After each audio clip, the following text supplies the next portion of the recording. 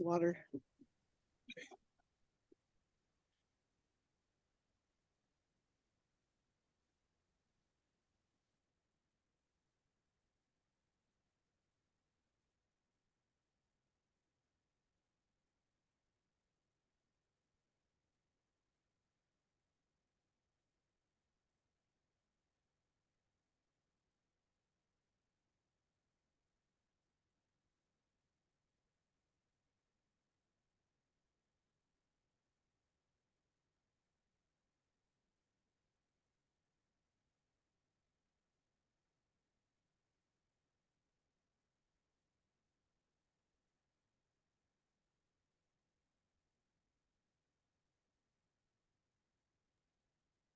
Welcome and good afternoon, everyone. It is 3 o'clock, so as people continue to get logged in and get settled, we do just have a couple reminders.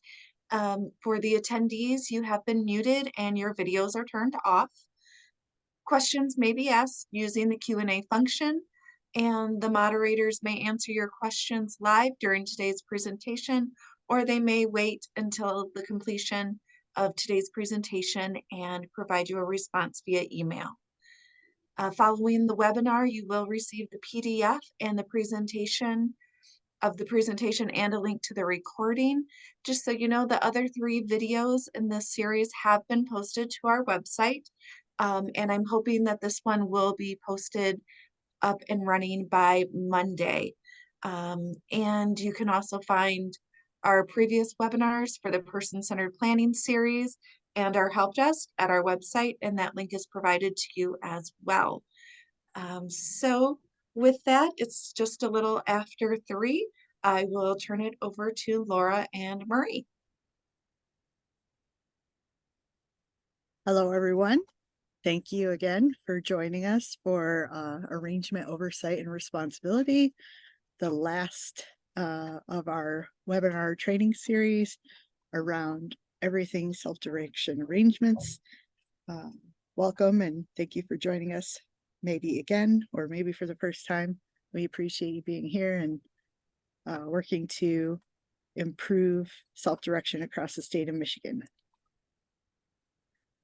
So here we are, the last one. We covered good person-centered planning as the basis of everything self-direction, what building a budget is like, that overall setting up of the arrangement.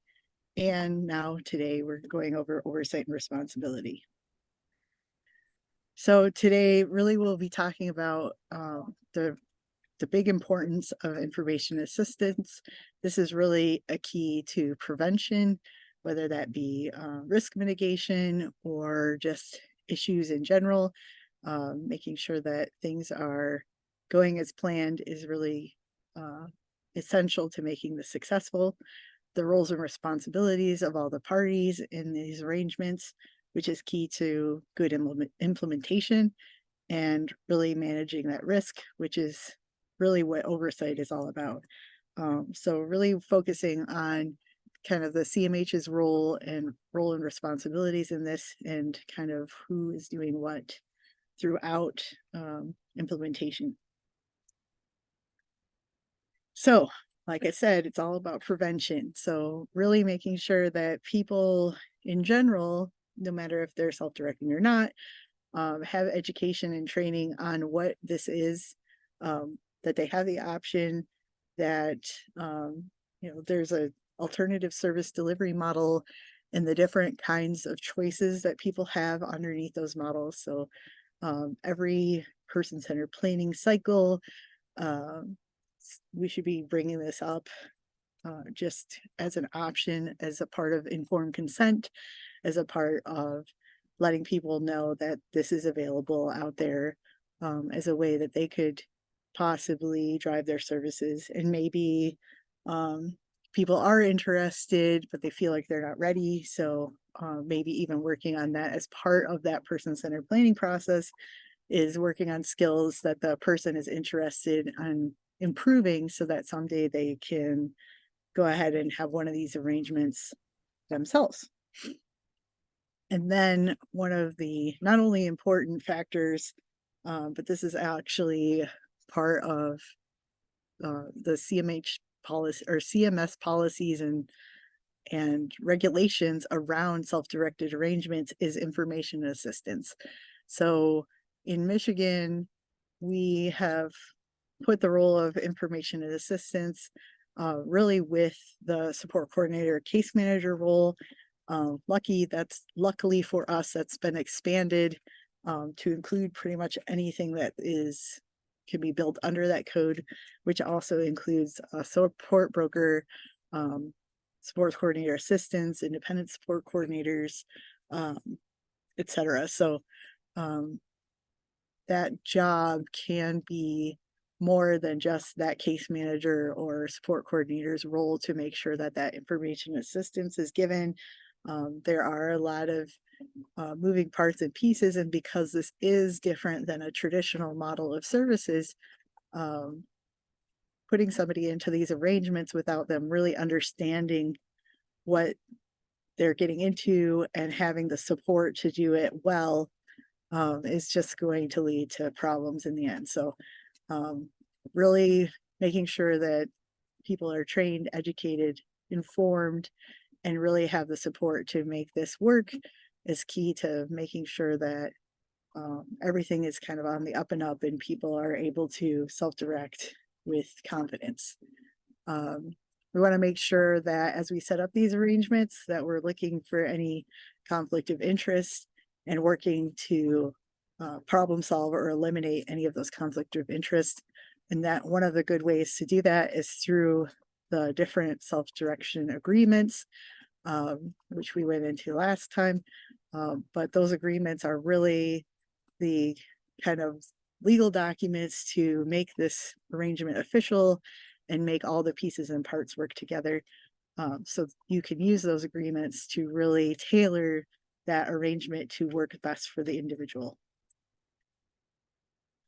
So one of the first things that's important when people decide to self-direct, and this is across the board, if no matter what model they pick. So direct hire is kind of the obvious one as they're the employer of record, but as in each model, they will have some kind of role of supervision, etc.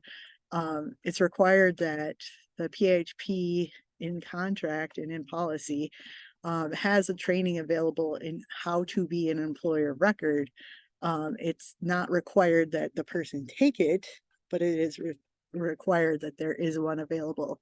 So the education in that training should be about how to recruit staff, how to set wages, benefits, how to retain staff, how they can manage the record keeping and reporting. Luckily, a lot of the actual employer record keeping is assisted through the FMS or Financial Management Service Provider, formerly known as Fiscal Intermediary. But you know, the rest of the record keeping that's related to services, etc., timesheets, scheduling, documentation of the service, knowing how to make sure that all of that is in the up and up, how to select, hire, and train the right workers. We kind of went into that in our setting up an arrangement webinar. The general labor laws as that an employer needs to know. Again, we kind of covered hiring and firing decisions, how to make sure that you're not being discriminatory, etc.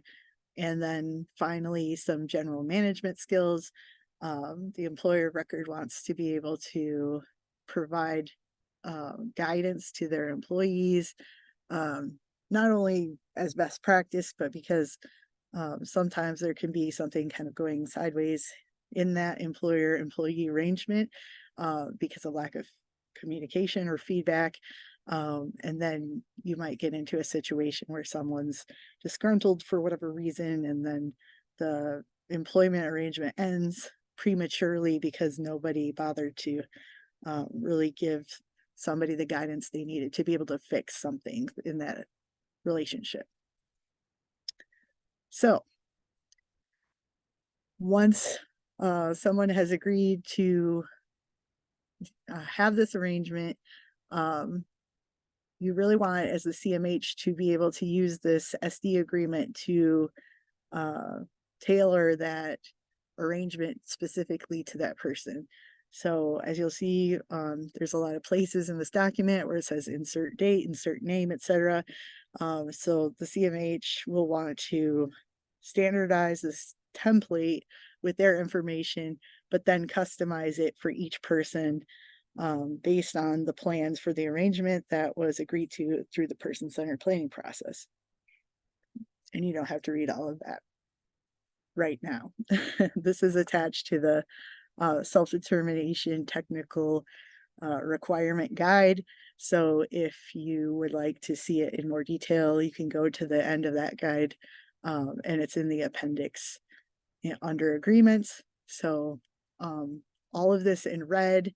Again, you don't have to worry about reading all of it, but these are examples of how you might use that agreement to put some boundaries on the arrangement. So one of the good examples right away, probably for everybody, is that the person kind of does some budget monitoring meetings on a regular basis. So this one they're going to meet with a specific representative quarterly and at least 2 months prior to the end of the current authorization or IPS period. This is just best practice to make sure, especially when people are new to their arrangement, that they are getting the support they need to make sure that we're avoiding problems and that things are on the up and up. So having regular discussions about how things are going and whether any changes need to be made, it's always a good idea. And then the next one where it says B, due to ongoing and documented concerns. This is really about if documentation isn't going the right way. It's again another risk mitigation strategy to make sure that that person is able to ensure that their employees are documenting according to Medicaid guidelines. So basically sets up the fact that the person agrees that any staff hired through that arrangement will be available for requested meetings or trainings on those documentation requirements. And so with any limitation in the agreement, you want to make sure that it's time limited and that it is reviewed as needed and adjusted as necessary. And then when this is signed off, the CMH and the person are really agreeing to the terms of the agreement. So everybody's on the same page and everybody knows what the expectations are.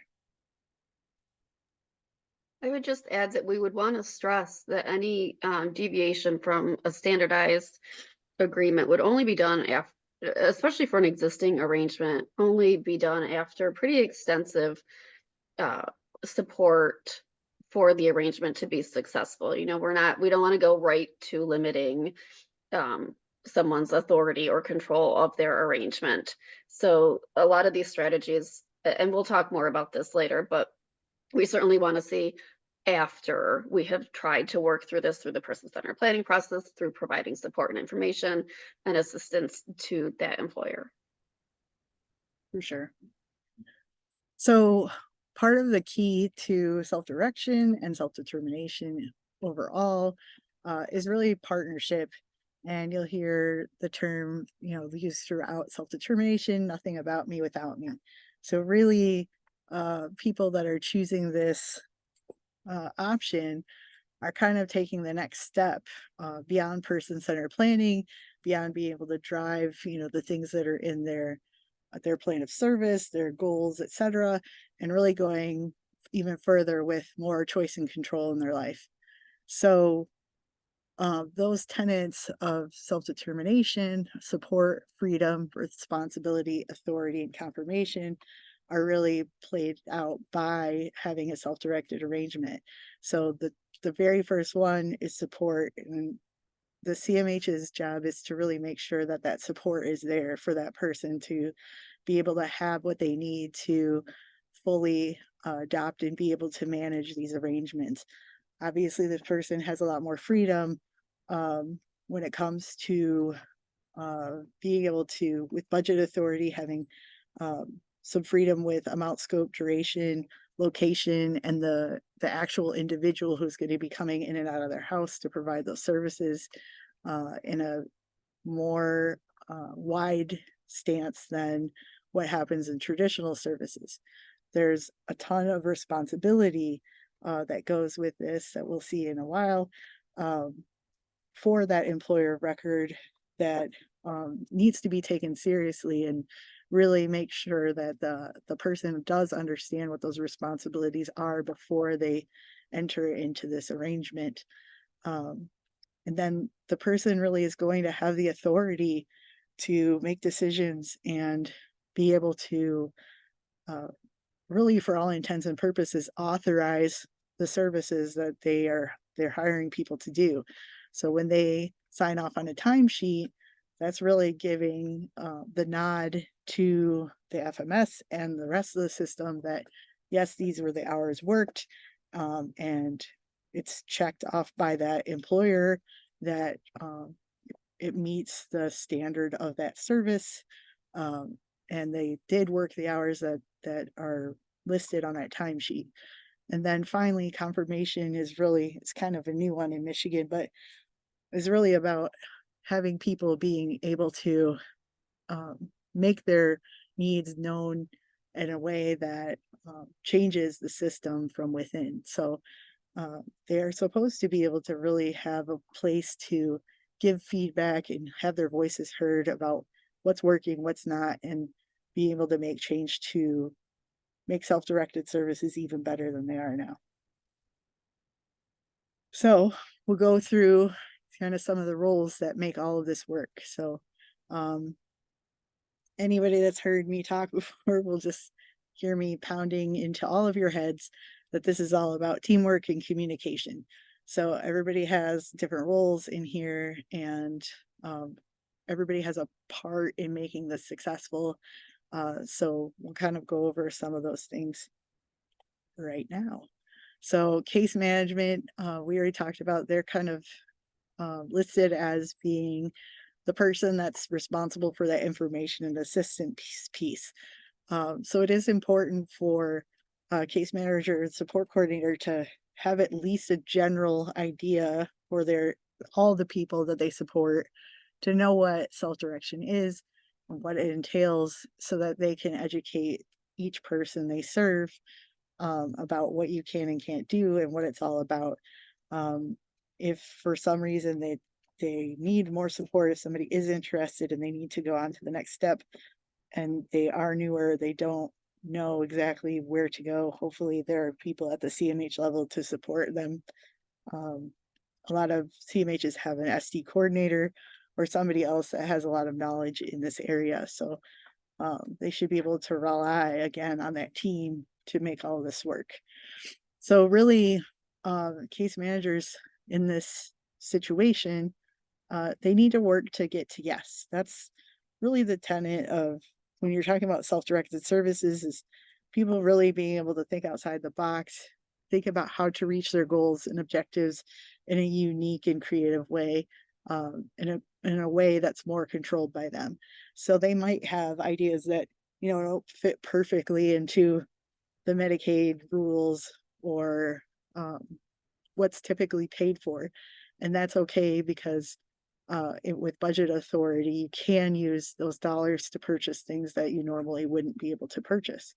So really making sure that, we're trying to explore all avenues to get to a place where that person is supported to go in the direction they need to go. And really making sure that you're going beyond general person-centered planning and, I guess, putting the person at the center, but really helping them to kind of direct the direction that everything is going, being able, again, to supervise those employees, and really being supported to kind of make decisions and drive the whole arrangement. They should support the use of a broker if asked for.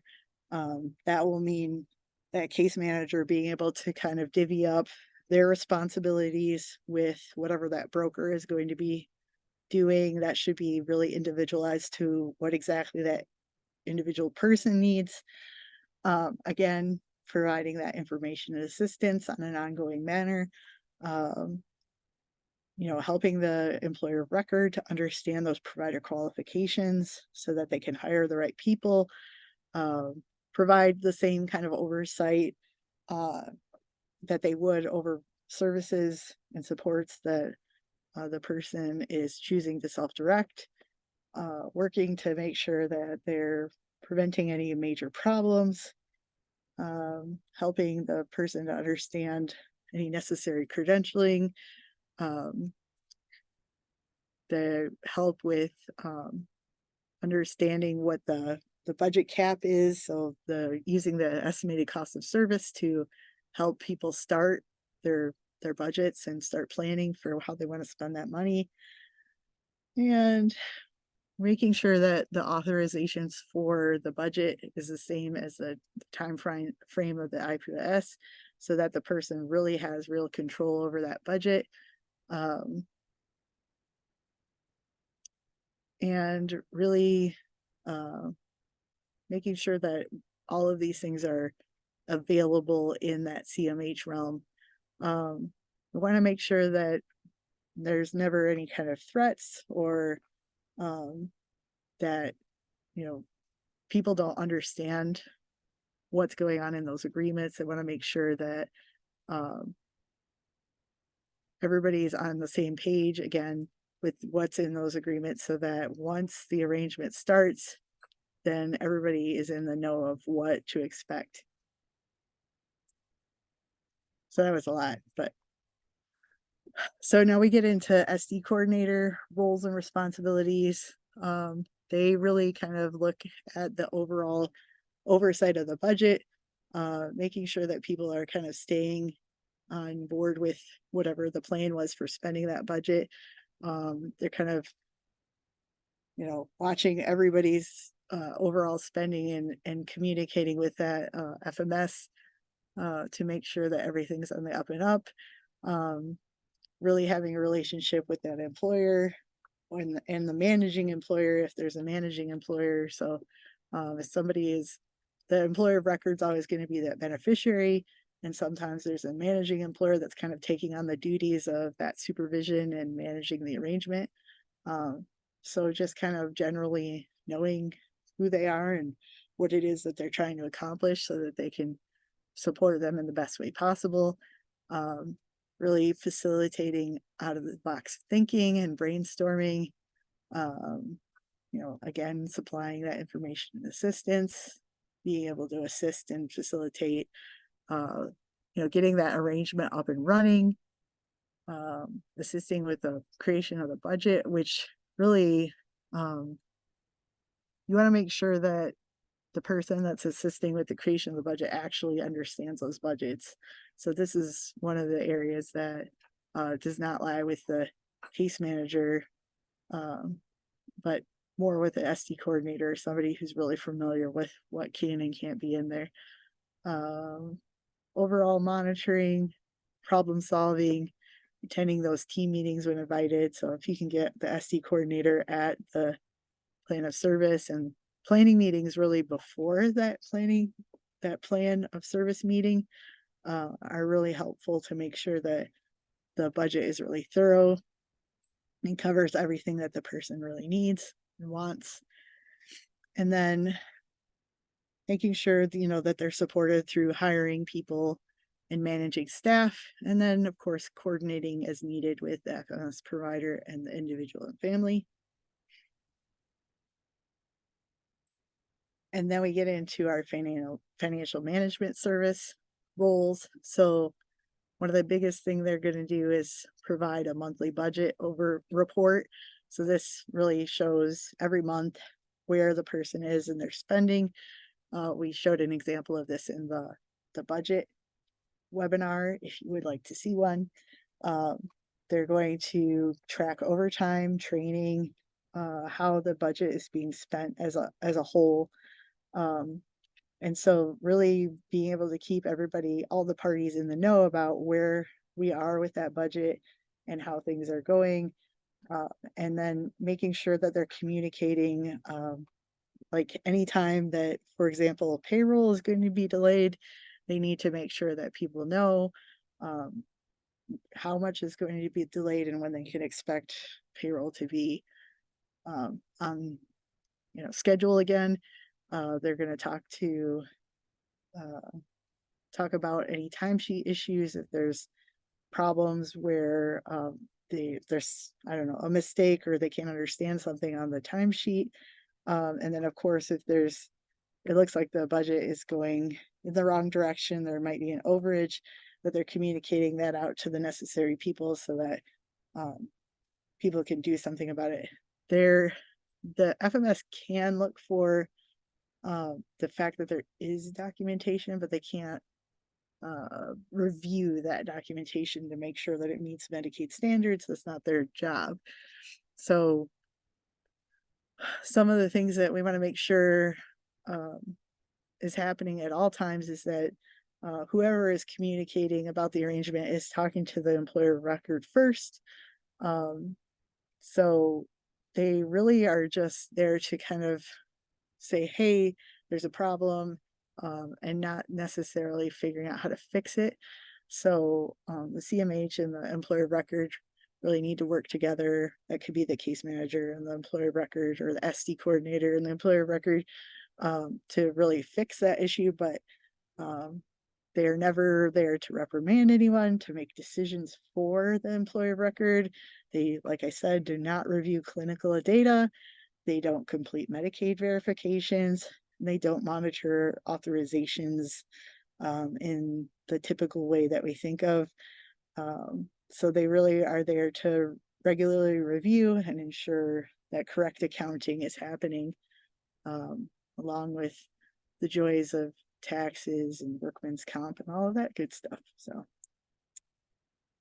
So now we get into the actual responsibilities of the employer of record. There's just a couple things on here. So they really are the ones, like I had said, that are authorizing those timesheets. They're developing a job description to help the employees that they hire understand exactly what it is that they're responsible to provide. They're determining whatever employee benefits they might be able to afford in their budget, not if they can afford them, but what they would be. They're determining when and if overtime will be needed. It's best if they make sure it's approved, but things happen and there's emergencies, so it's always good to plan for the worst, right? They will set schedules. They will ensure that services are being rendered as they're supposed to be. They will make sure they stay in budget and review that budget report every month.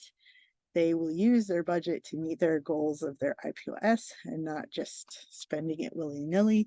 They need to be responsible with those dollars and make sure that they're being fiscally responsible. Stay within their authorized amount of service. They, again, will have to communicate and inform the CMH and FMS about changes. Again, supervise those employees and make sure that they're getting the good feedback and know what they can improve on if needed. They are supervising and making sure that Medicaid documentation meets those standards. They will have a backup plan and use it when needed. So if for whatever reason staff don't show up, it doesn't mean that services don't happen. It means that they need to use their backup plan, make sure that somebody comes out to provide those services. They will also choose their financial management service provider, recruit and hire those employees and interview them, which might be a new skill for them. They can hire any qualified employee they choose. They would authorize those payments, again, like I said, through those timesheets. They will supervise and evaluate employees. We have determined schedule and set schedules, so I guess those go together. They will dismiss any employees if for some reason it's not working out, and really determine wages, benefits, etc. So they are really making decisions about what's going on in that employee-employer arrangement, including training above and beyond staff qualification training that makes an employee an eligible provider under Medicaid. So I threw brokers in here because we're getting some questions about what is the difference between what a SD coordinator does and a broker. And so the broker is really there to support the individual kind of in a direct manner. And an SD coordinator not only gets, things up and running, but is really there to kind of in the background to make sure that things are running smoothly and deal with any, situations that may arise. Whereas a broker is almost there in a preventative manner, making sure that any support that the individual needs throughout the arrangement is getting, that need is getting met, that they're building those skills, that any specific thing in the plan that was laid out for that broker to do. So, it just, again, depends on the people. So some people are absolutely fine setting a schedule, for example, for their employees.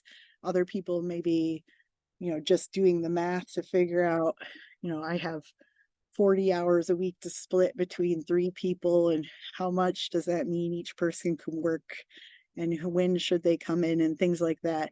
That might be something that this particular case manager in this situation maybe doesn't have enough time to come in and make sure monthly or weekly or bi-weekly that they can support that person to be able to do that. So that might be something that is written into the plan that would be this broker's responsibility to help them with. I will not read through all of this, but it will be available on the PDF. So if you would like to compare the two lists, you'll see there's some similarities, but they're really not doing the same work.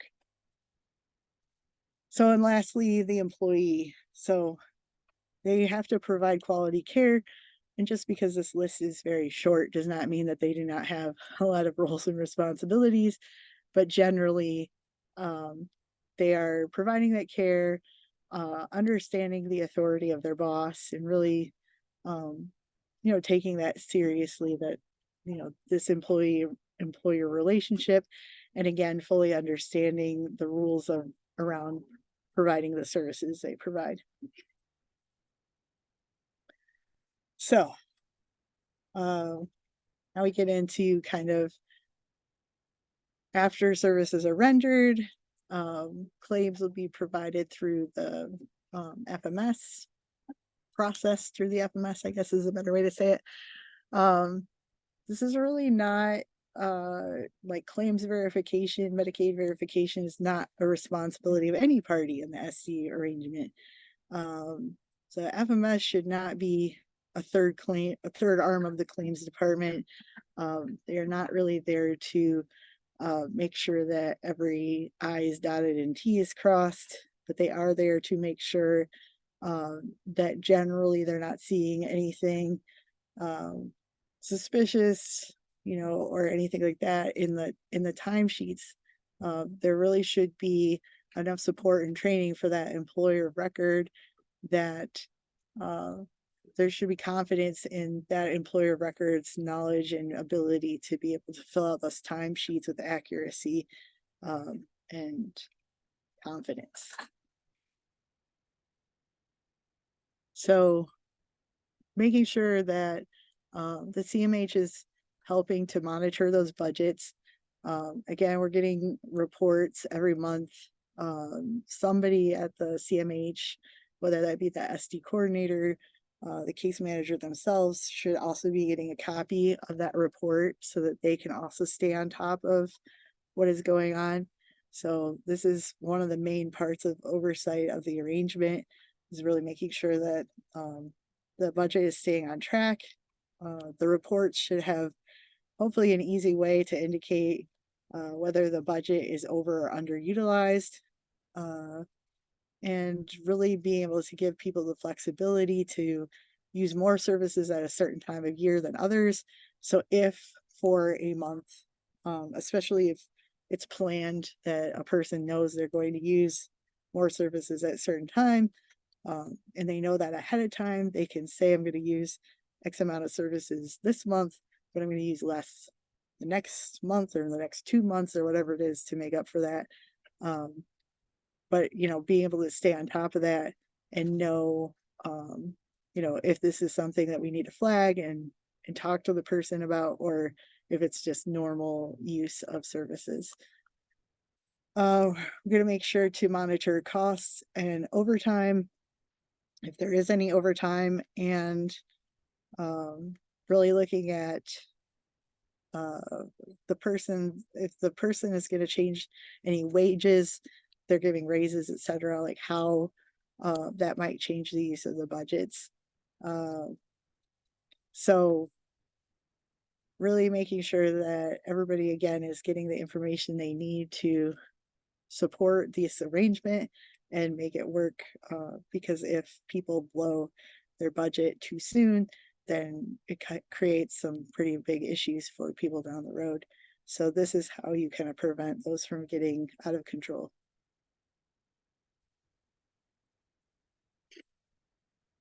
So as the CMH goes along with oversight and support for this arrangement, really want to make sure that we avoid joint employment or the appearance of joint employment.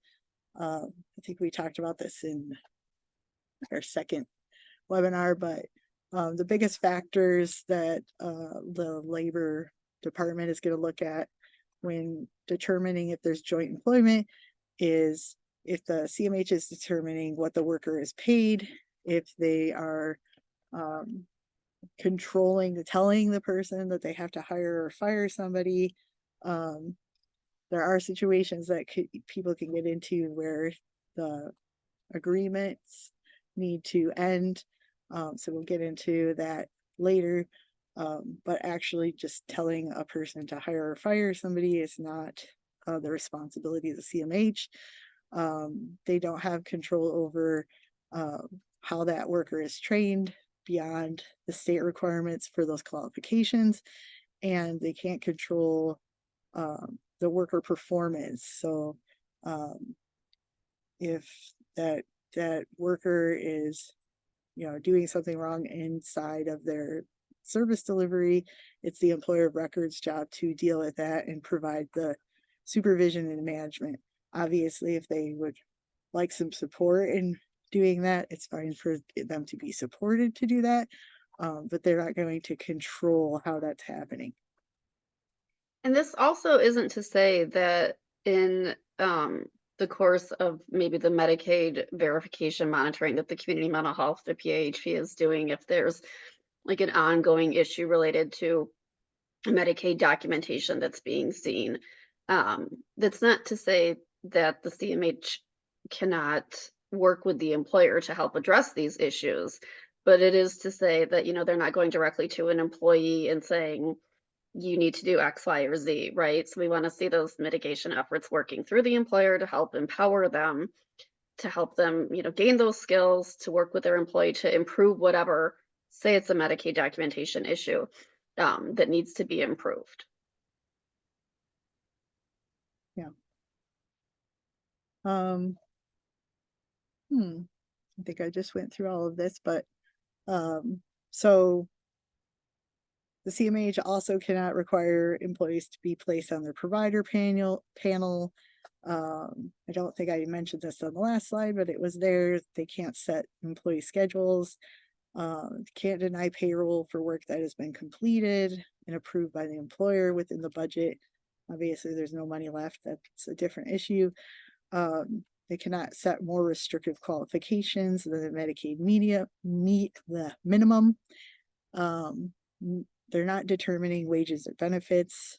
They set rates through that person-centered planning process and through their rate setting, but the actual wages would be determined by that employer record. And then if there are any overtime things that come up, which can be an issue, that overtime still needs to be paid if it is used and approved by the employer. And that's not even like, I just want to add the overtime issue we hear pretty consistently, and that's not even an issue related to joint employment. That's, those are some pretty basic labor laws, right? If employees and staff within these arrangements work overtime hours, they must be paid.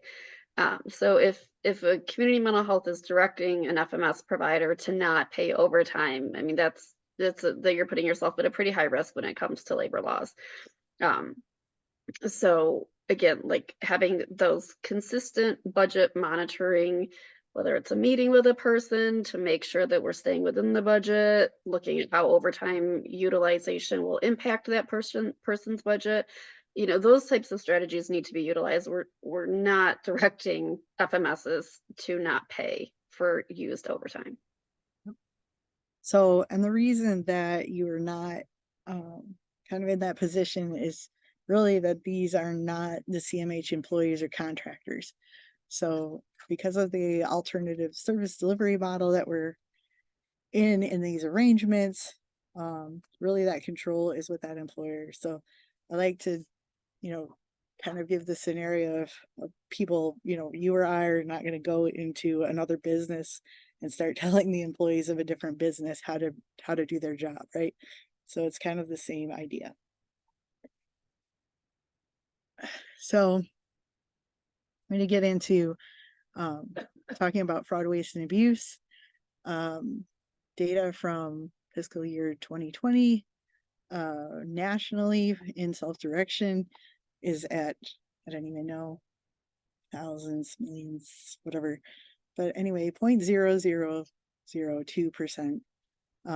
If you have fraud, waste, and abuse problems that are bigger than this, it's probably because you have not put in the work at the beginning of that prevention that we were talking about, the information assistance, the education, and the support to make sure that people are successfully managing their arrangement. So in order to do that, like thinking about, did you do your due diligence to make sure, like, were those educations on responsibilities given? Was there support to try and get to the person to where they want to go with their budget? Did you provide the oversight and prevention that was needed to keep things from going off the rails? Did you customize the agreements to make sure that they're really person-centered and tailored to that individual's needs? Was communication there? Did you make sure that everybody is in the know about what's going on in that arrangement?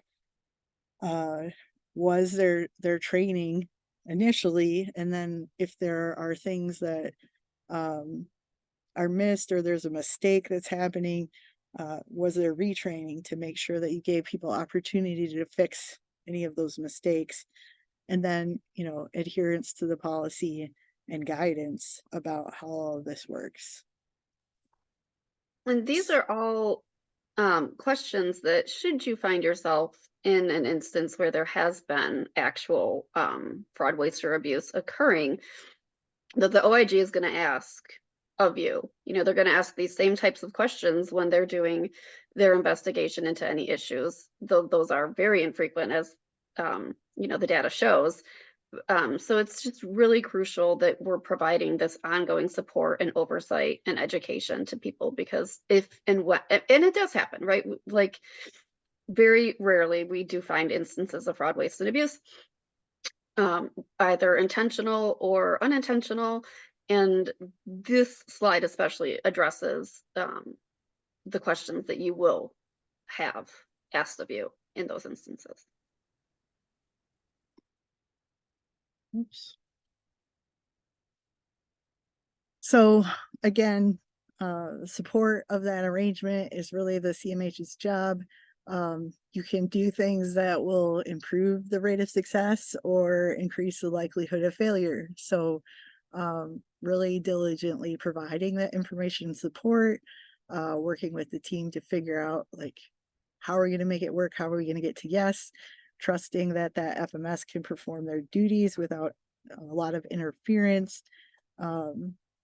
Training until you're really confident that that employer record really understands the rules and will manage employees at the same degree as any other contracted provider would. Understanding that that employer really has the same needs as other employers. So as far as like admin and things that they would need to perform, a typical business role, I guess. And then, really understanding that people might make mistakes. And if you plan for them to begin with, and what, the remedies for those situations might be, then you're going to have a better chance of, keeping the arrangement running smoothly. And then, really, if you're in a mindset where you're distrusting that this employer can manage that arrangement, really keeping a mindset of a traditional model and treating that employer record and the arrangement in the same way that you would look at a traditional model, it really does kind of start slipping on that person really having the choice and control that they're supposed to get with this model, and can lead to some big issues that could have been avoided if you're kind of looking at it from an alternative view.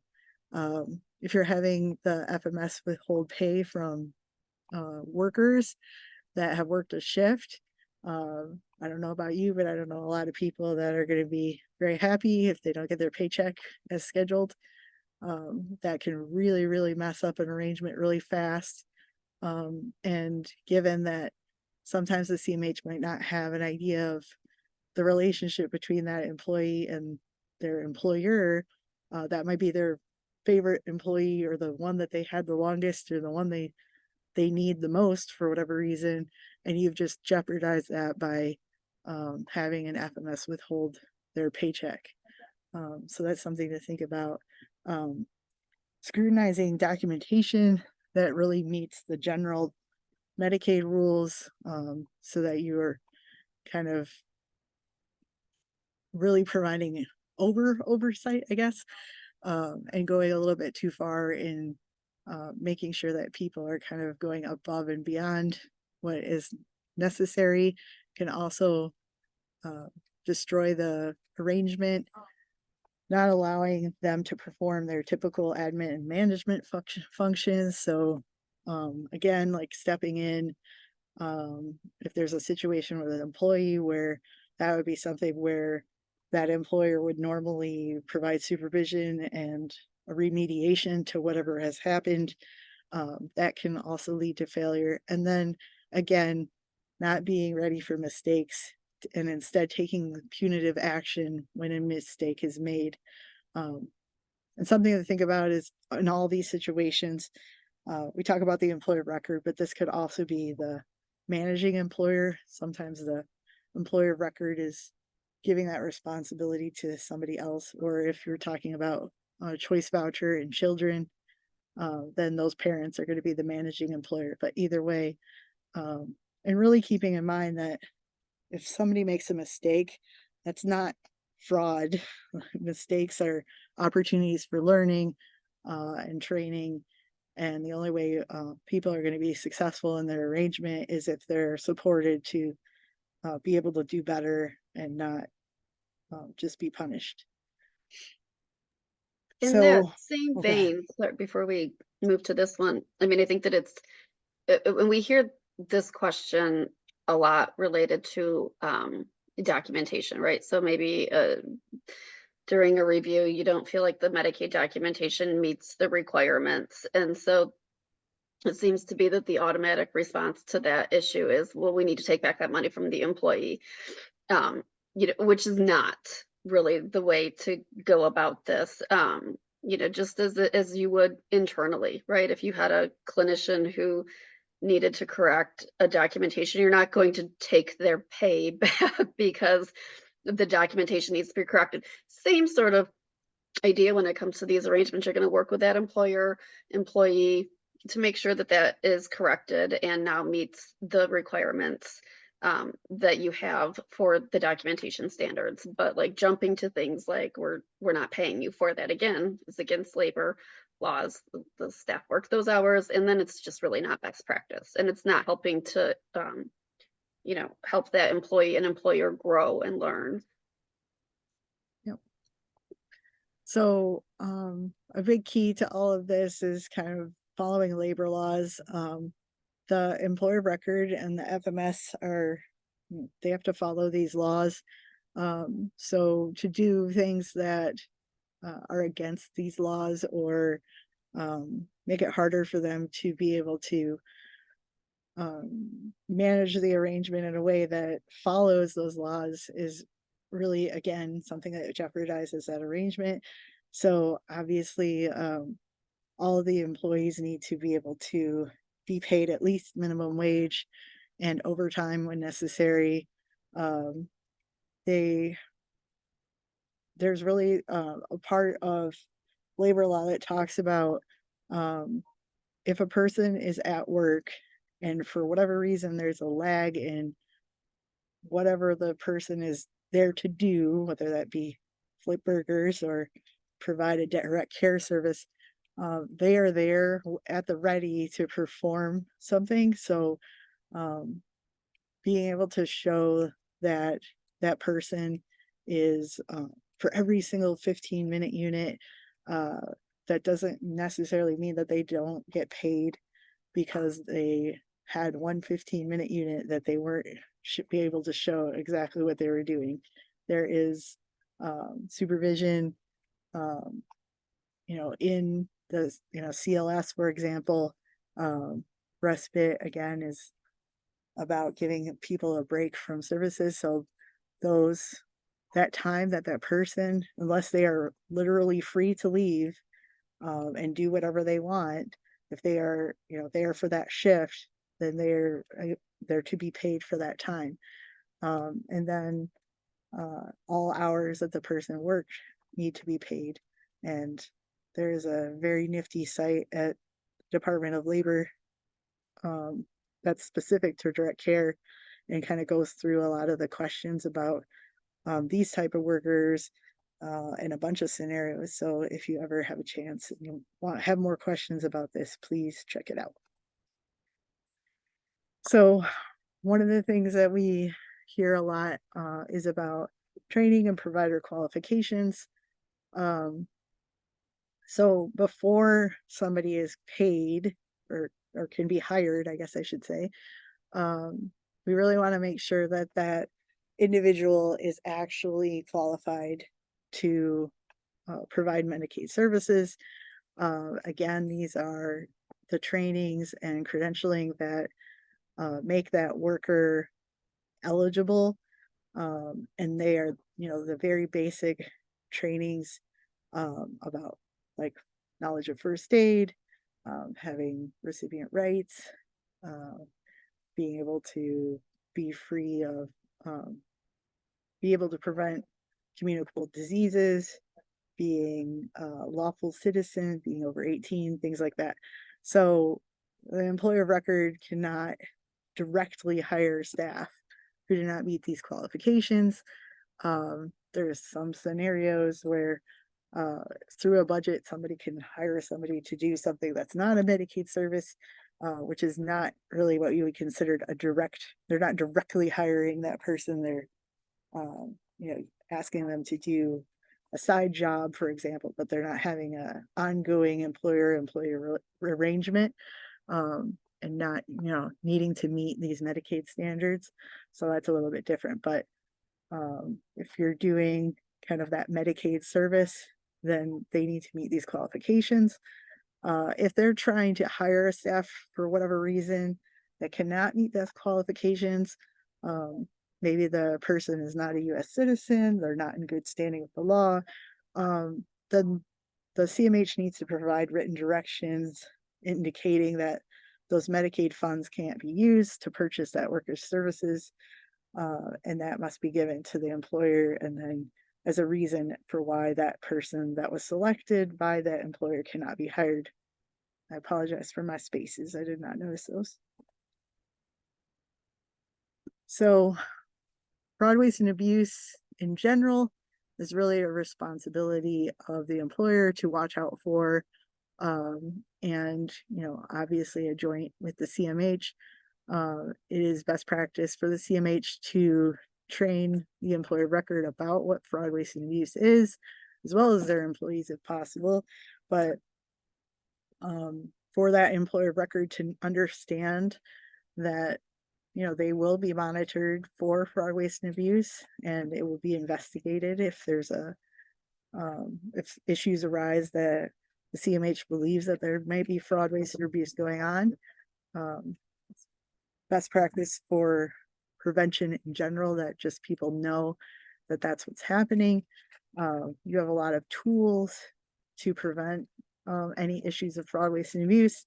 Again, those budget reports and monitoring is a good way to make sure that the budget is staying on track.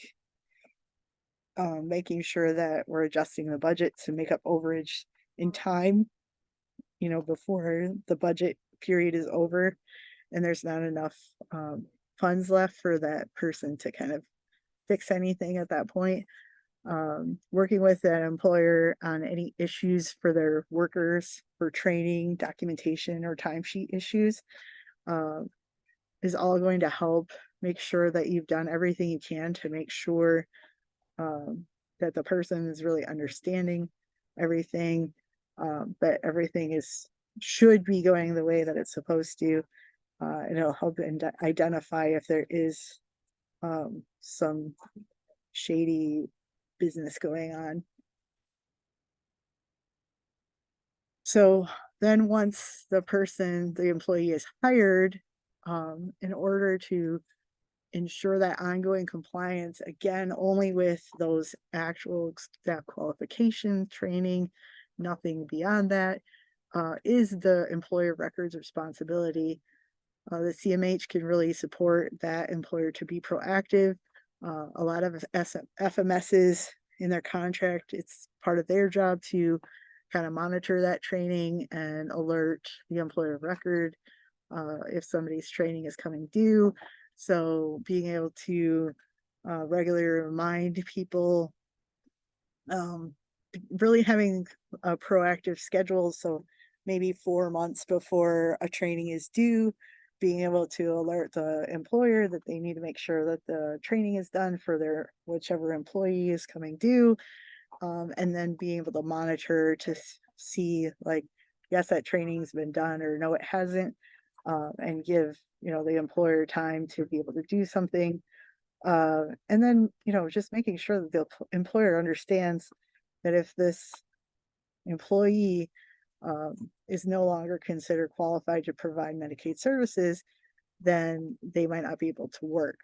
So and honestly, if the employer of record is going to insist on scheduling people beyond that, then they themselves or their guardian might be responsible for that payment. So it's a really serious and important thing for them to understand.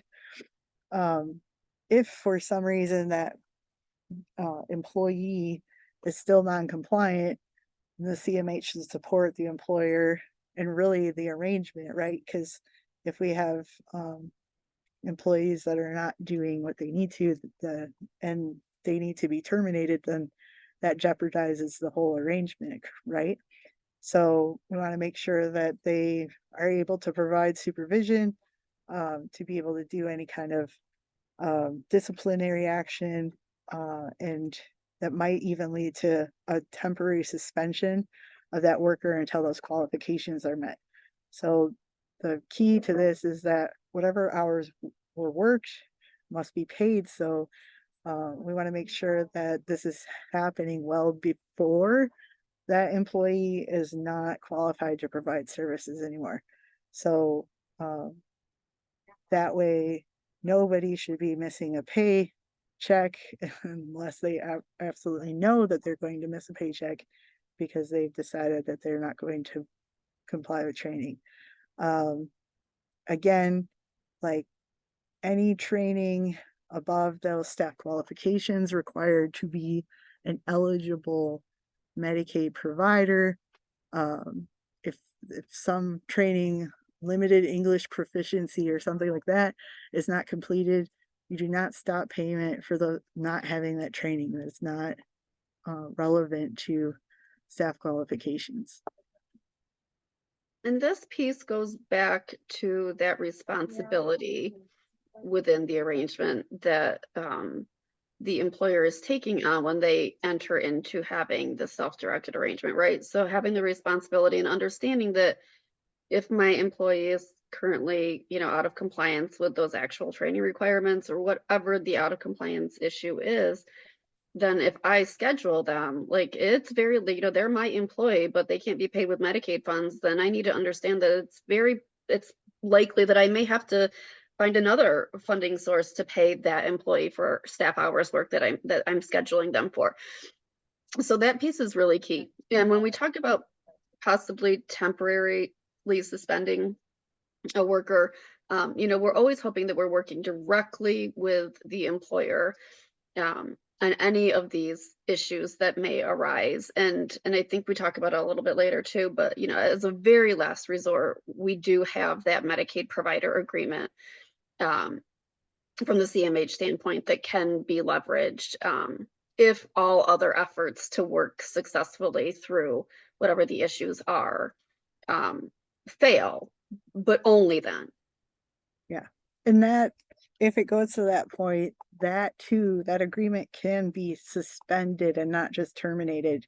So that is like a first step to being able to work kind of through these things if it comes down to that point. So keep that in Right. mind as well. Well, and same thing. So, right, if this is a issue with the employee specifically, and the employer is, working really hard to fix whatever the issue is, and it's the employee, then we're really leaning on that Medicaid provider agreement. If it's a combination, and we're maybe struggling with the employee or also not being compliant, that's where we can go back to that SD agreement and saying, okay, listen, we tried to work through these things and we've documented the various efforts we've made. It's not been successful. So we're now maybe going to go tweak that agreement and limit this for a very time limited period until we get them back on track.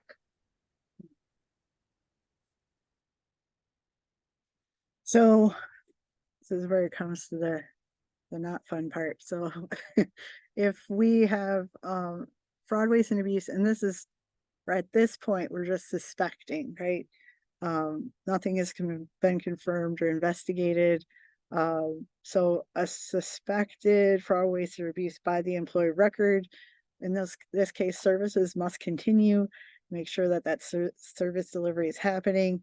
The CMH can increase that oversight and monitoring. So, maybe a case manager or somebody comes and does, surprise visits more often, trying to look for, it depends on whatever the issue is, obviously, but they can, increase the activities and adjust things with the employer record that they're going to have maybe meet more often, have more visits to give the opportunity for that oversight.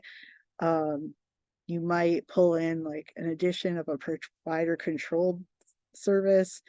And again,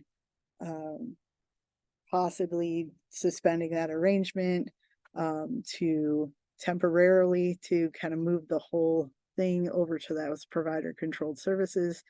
Again, depending on the severity of what's going on, if it's a huge health and safety issue for the individual, then that might be the safest bet for that situation. So thinking about things that you could possibly do there. If it's suspected of the employee, we already talked about that temporary suspension. And then, making sure that whatever is going on, you're cooperating with the employer of record with when it's that employee issue. So if the fraud, waste, and abuse is actually confirmed and the employer record is the one that's, I guess, the completing the fraud, waste, and abuse, then the CMH would respond on an individual basis. Really needs to figure out if the fraud, waste, and abuse was unintentional or intentional. So if it was unintentional, again, like providing that counseling, re-education, again, with the heightened oversight. If it was intentional, again, services must continue. The CMH should implement their plan for a transition, probably back to a traditional model. And they can end the self-directed services arrangement as per the SD agreement.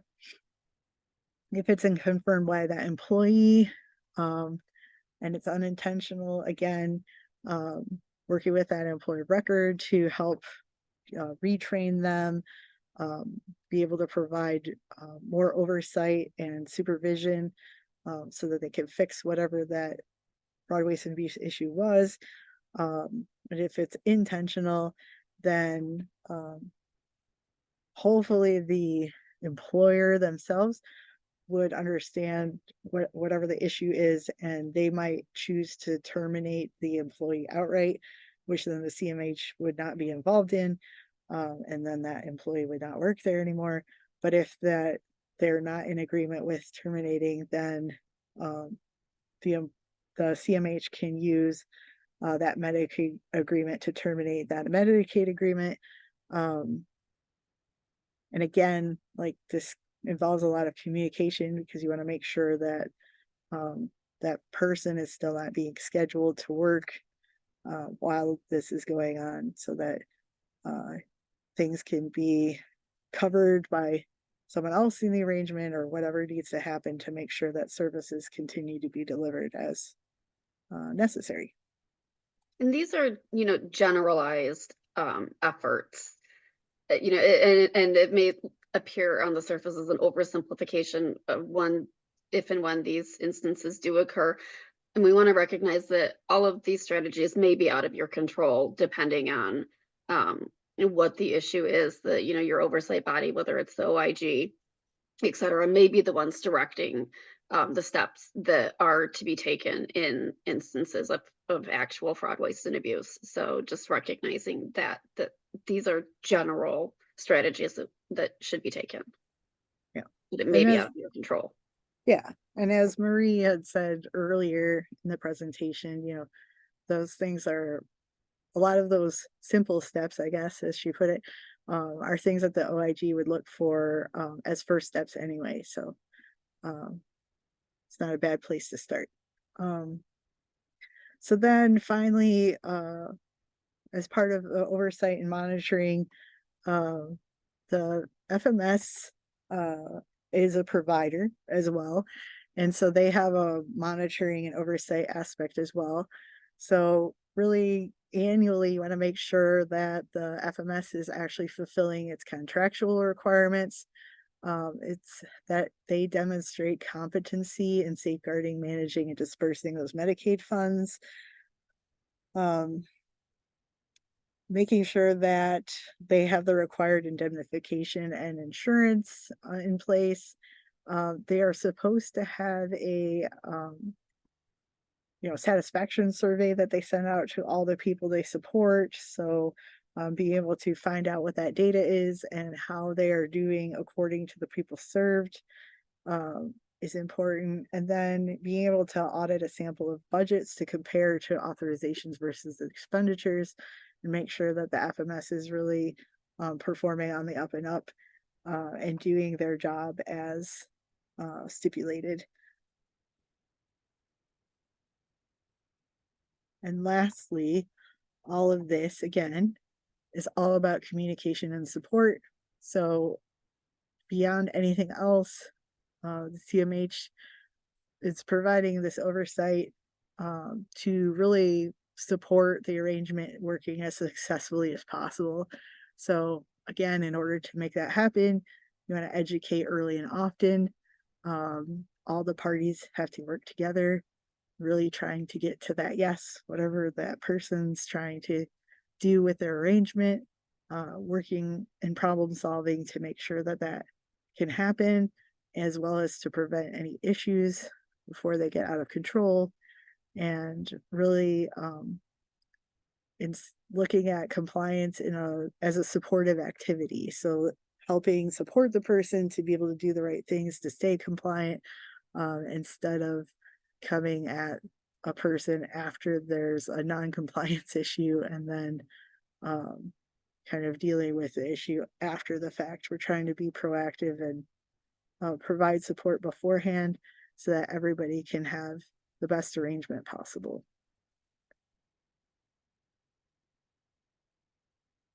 So, what questions do you have for us? Do not see any the whole time.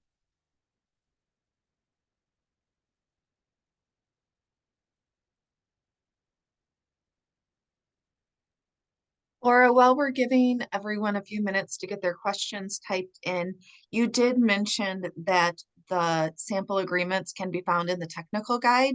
And I just wanted to let everyone know that I will include a link to the technical guide in our follow-up email that goes out to you guys.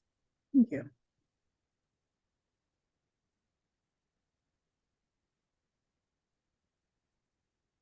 And just a reminder, if you do have questions, you can type those in the Q&A and we will try to answer those today.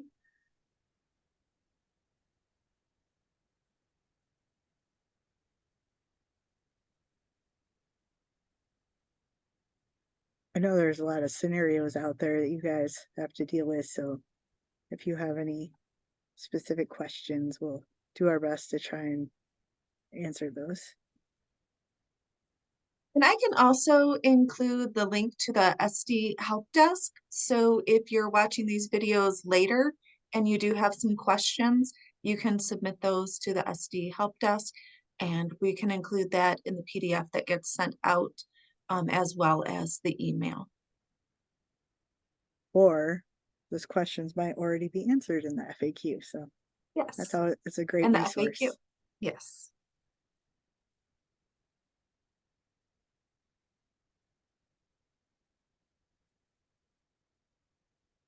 Okay. Hopefully somebody didn't just think of a question. So I will end this webinar. Thank you everybody for attending. Hopefully you learned some valuable information from beginning to end of the arrangements, and we hope you all have a happy holiday and a happy new year if we don't see you, and thank you very much for coming. Please feel free to reach out to any of us if you think of anything later or you need any support with anything self-direction in the future. Thanks, I will everyone. get the copy of the PDF sent out by the end of the week, but it may be Monday before the video is posted to the website. Okay. Okay. All right. Thank you. Thank you Bye, everyone. so much. Bye.